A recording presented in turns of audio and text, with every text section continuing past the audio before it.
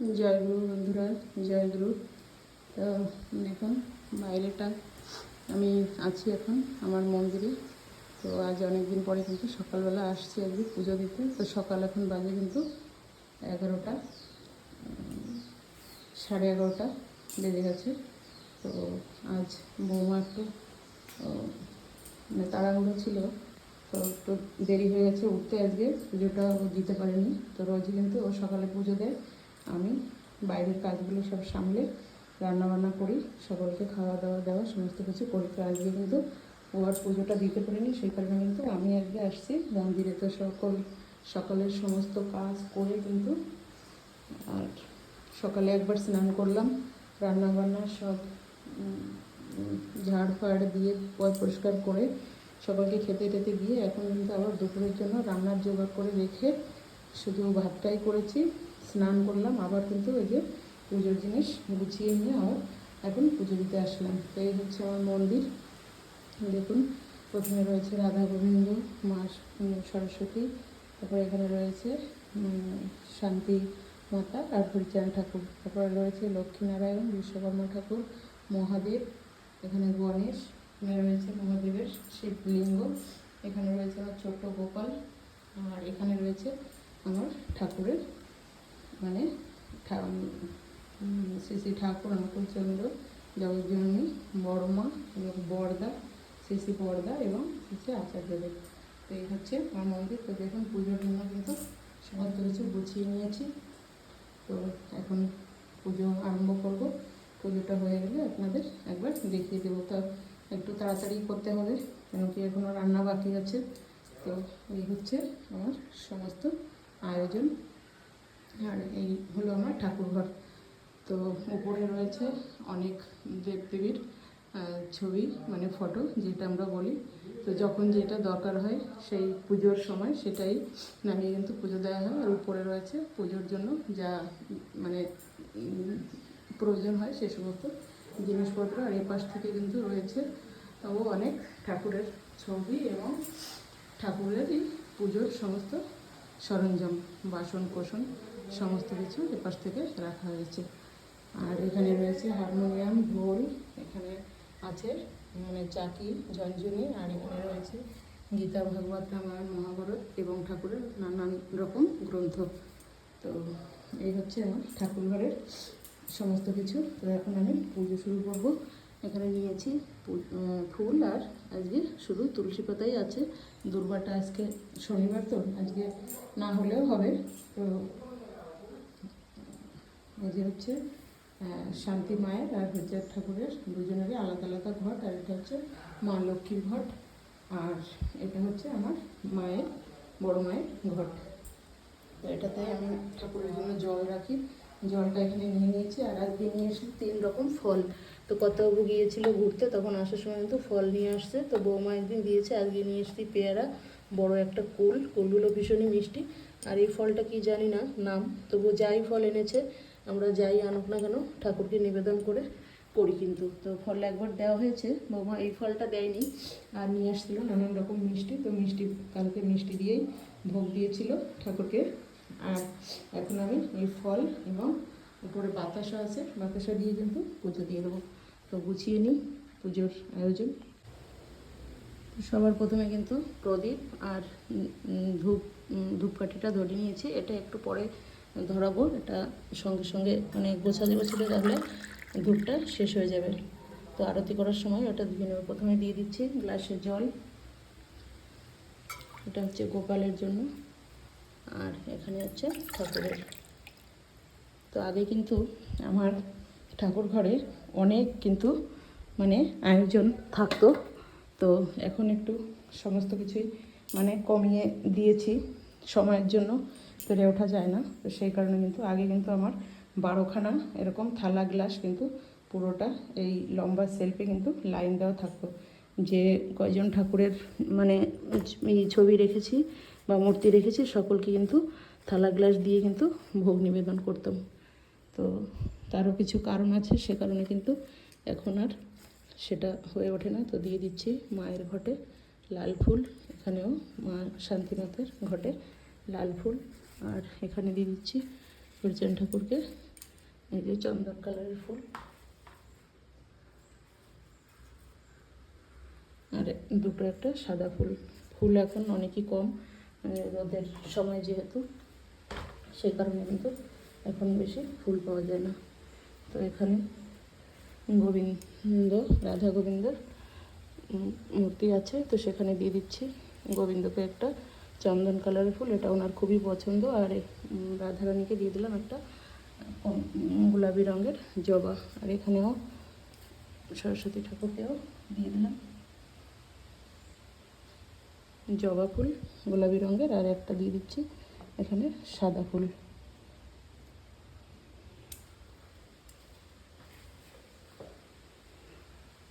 এদিকেও মায়ের চরণে দিয়ে দিচ্ছি এই যে জবা, মা লক্ষ্মীকেও দিলাম জবা, নারায়ণকে দিয়ে দিলাম একটা সাদা জবা, আর এখানে বিশ্বকর্মাকে দিয়ে দিলাম একটা সাদা। মহাদেবের জন্য প্রথমে এই চন্দন কালারটা দিলাম, তারপরে একটা সাদা জবা দিলাম।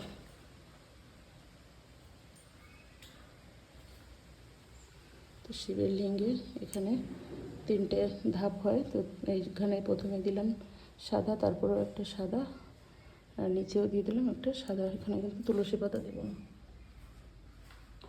আর এটা যেহেতু মায়ের অংশ, সেখানে কিন্তু একটা লাল ফুল দিতে হবে। আর এই যে এইটা যে ত্রিশূল, এও কিন্তু মা, মানে মায়ের শক্তি, এই যে মা দুর্গা হিসাবে কিন্তু এই যে ত্রিশূল, তো সেখানেও কিন্তু একটা লাল ফুল দিয়ে দিলাম। আর উপরে দিয়ে দিচ্ছি, জটাতে রয়েছে যেহেতু গঙ্গা, তো সে কারণে কিন্তু উপরেও একটা চন্দন কালারের ফুল বা যে কোনো কালারের ফুল দিতে হয়, তো আমি সাদাটাই দিয়ে দিলাম। এখন গণেশ বাবাকেও দুটো চন্দন কালারের ফুল দিয়ে দিলাম, আর একটা দিয়ে দেবো সাদা ফুল চরণে। এইবার আমার গোপালকে তো খুব সুন্দর করে অনেক রকম ফুল দিয়েই সাজানো যায়। তো জায়গাটা এখানে সামনে একটু বড় সাইজের ফুল দিলে কিন্তু গোপালের মুখটা দেখা যায় না, সেই কারণে কিন্তু এই সাদা ফুলই দিয়ে দিই।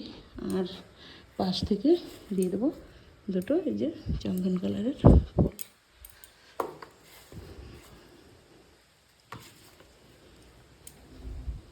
আর উপরে একটা দিয়ে দিচ্ছি এই যে জবা ফুল। তো খুব সুন্দরই কিন্তু সাজানো হয়ে গেল।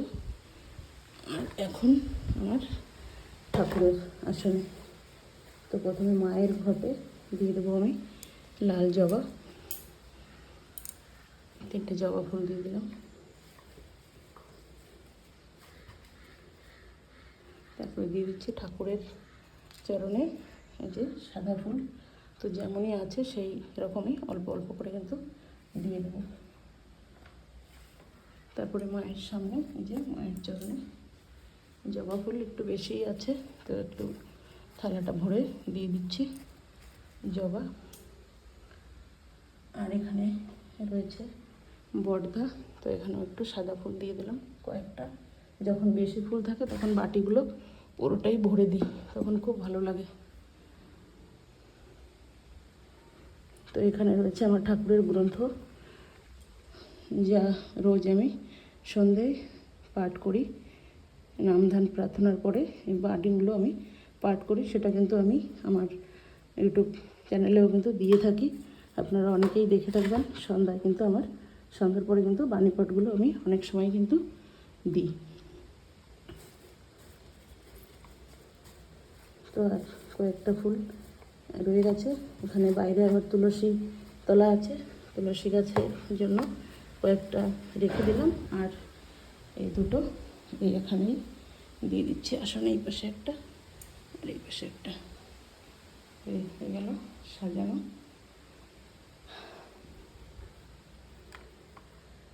আর এখানে এই যে ধুনোতে একটা করে ফুল দিয়ে দিলাম, এখানে শঙ্খে একটা সাদা ফুল দিয়ে দিলাম, এখানে বাদ্যের জিনিসে ঘণ্টা কাশিতে একটা সাদা ফুল দিয়ে দিলাম, আর দুটো একটা রেখে দিলাম তুলসী গাছের জন্য। আর এখানে যেহেতু ভোগ নিবেদন করব, তাই এখানেও কিন্তু একটা করে নিচেতেই ফুল দিয়ে দিলাম, আর উপরে তো জলে দিয়ে দেবো তুলসী পত্র। এবার আমি চন্দনটা বসে নেব।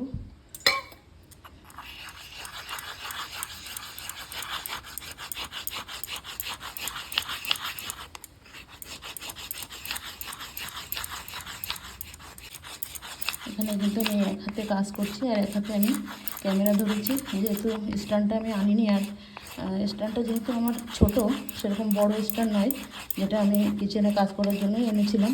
তো সেটা আনলে কিন্তু লাগিয়ে নিলে আমি সমস্ত ওটা কিন্তু আসে না ক্যামেরার মধ্যে, বা সুন্দর দেখা যায় না।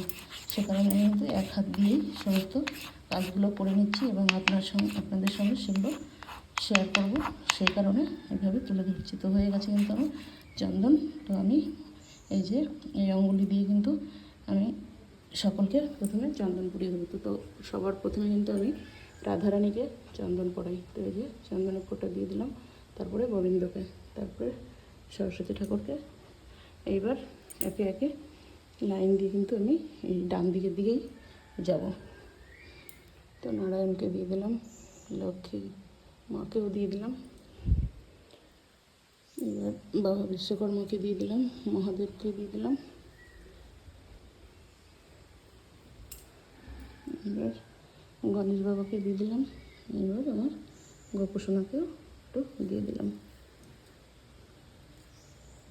তো গোপোষণা কিন্তু আমার কাছে ছিল না, ছেলে বৌমা কিন্তু বৃন্দাবনে গিয়েছিল, তখন কিন্তু ওখান থেকে বৃন্দাবন থেকে কিন্তু গোপোষণাকে নিয়ে আসছে।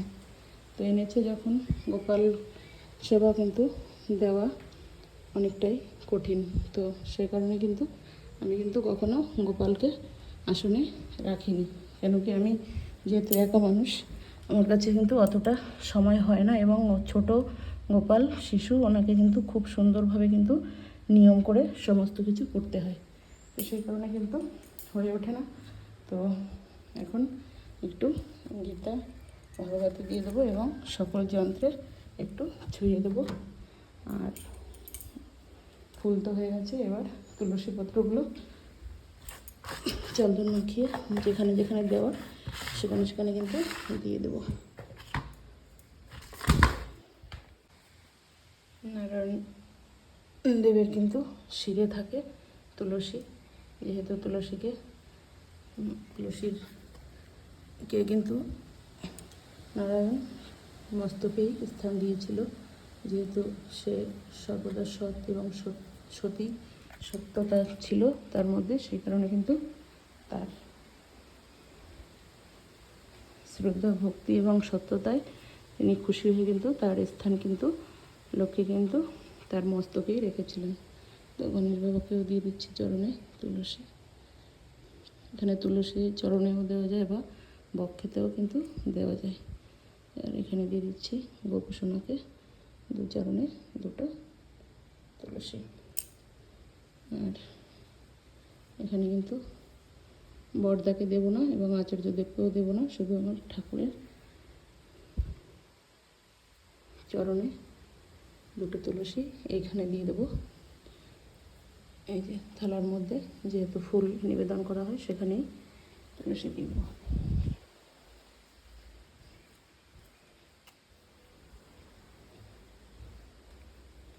আর এখানে এই যে গ্রন্থের উপরে একটা দিয়ে দেবো, আর ঘটে দিয়ে দিয়েছি দুটো। আর এই তিনটা তুলসী কিন্তু আমি স্বামী সন্তান সংসারের মঙ্গল কামনায় কিন্তু অর্ঘ্য হিসাবে আমি প্রতিদিনই কিন্তু দান করে থাকি।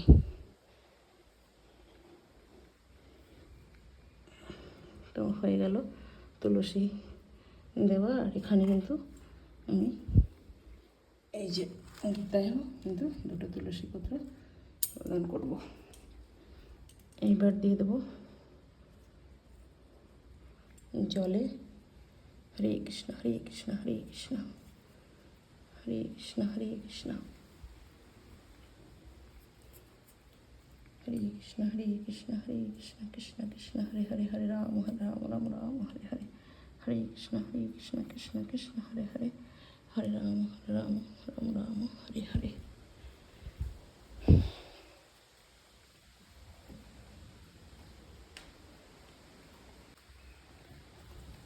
ফলগুলো কিন্তু বানিয়ে নিয়েছি, এবার কিন্তু নিবেদন করব।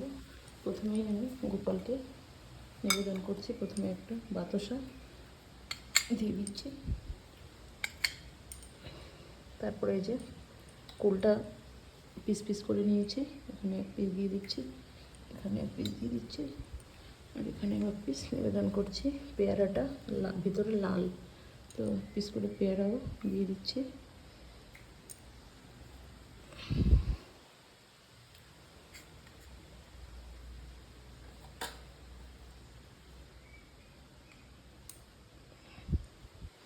আর এই যে ফলটা দেখুন, এটা কিন্তু ছাড়িয়ে নিয়েছি, যে এটা কিন্তু একদম দেখতে কিন্তু লিচুর মতোই, মোটা একটা ছিলকা, তারপরে কিন্তু সুন্দর ভিতরে দেখুন একদম লিচু ছাড়ালে যেমন তেমনই।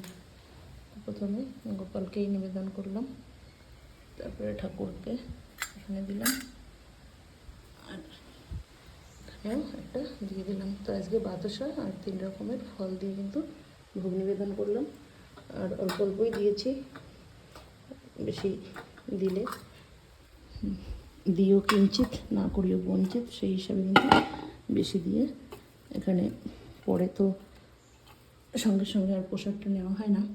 আর এখানে দিয়ে দিচ্ছি 2-3টে দুর্বা ছিল, সেটা এটা যেহেতু একটা আমি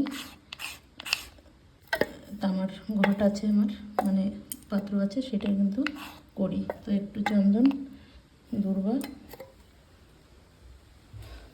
আর একটা দিয়ে দেবো সাদা ফুল,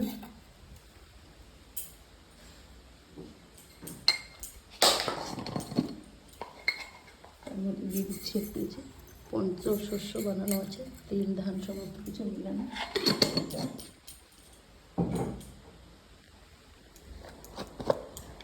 দিয়ে দেবো একটু মধু,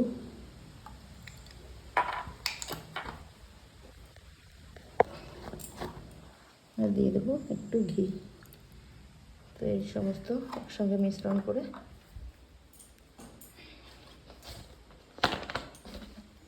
দিয়ে দেবো একটু গঙ্গা জল। এটা গঙ্গা জল রাখা আছে, এটা যেহেতু শিব মহাদেবের শিবলিঙ্গে কিন্তু প্রতিদিন আমি দিয়ে থাকি, শুধু সোমবার নয়, সমস্ত বাড়ি কিন্তু আমি দিয়ে থাকি, এবং সমস্ত ঘটে কিন্তু এইভাবে আমি জল নিবেদন করে থাকি।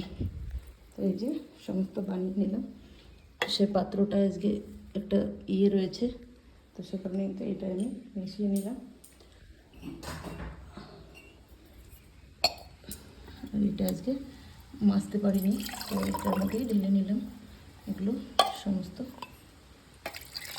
যেহেতু স্টিলের পাত্রে করে কিন্তু কখনোই জল দান করা ঠিক না শিবের লিঙ্গে বা কোনো ঘটে, তো সেটা কিন্তু সেই কাজ দেয় না। এটা যেহেতু শুধু আমি গ্লাসে জল দেওয়ার জন্য ছোটো একটা জগের মতো, এটা আমি কলকাতা থেকে নিয়ে এসেছিলাম, খুব ভালো লেগেছিলো, এটা ঢাকনাও আছে।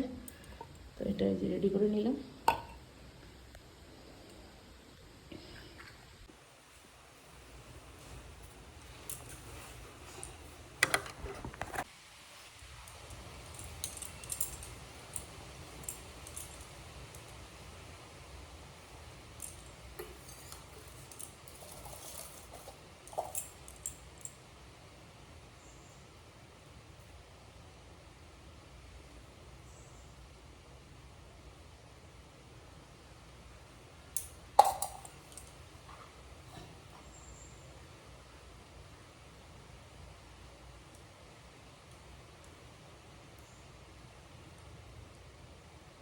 জয় সকল দেব দেবী জয়। প্রথমে ধূপ দিয়ে আরতি করে নিলাম, তারপরে প্রদীপ আর ধূপ কাঠির থালায় আরতি করে নিলাম। এবার শঙ্করধ্বনি দিয়ে পুজো নেব।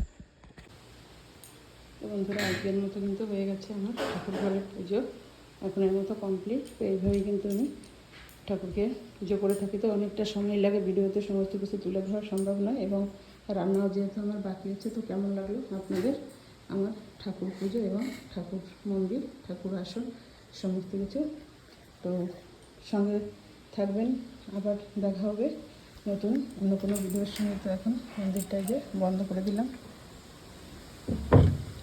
আর এখন তুলসী দিকে নিবেদন করে পুজো দিয়ে কিন্তু রান্নাঘরে চলে যাবো। তো সেই জন্য কিন্তু এই যে গুছিয়ে নিয়েছি, এই যে ধূপগুলো দিয়ে দিয়েছি, ঘটের জল এবং ফুল নিয়ে নিয়েছি, আর পুজো করবো ওখানে এই যে এই আসনেতে। ওটা আর আমি নিতে পারবো না। সকলে ভালো থাকবেন, সুস্থ থাকবেন। পরম দয়ালু শ্রী রাঙারাধন চরণ সকলের ইষ্টময় জীবন প্রার্থনা করবো। জয় গুরু।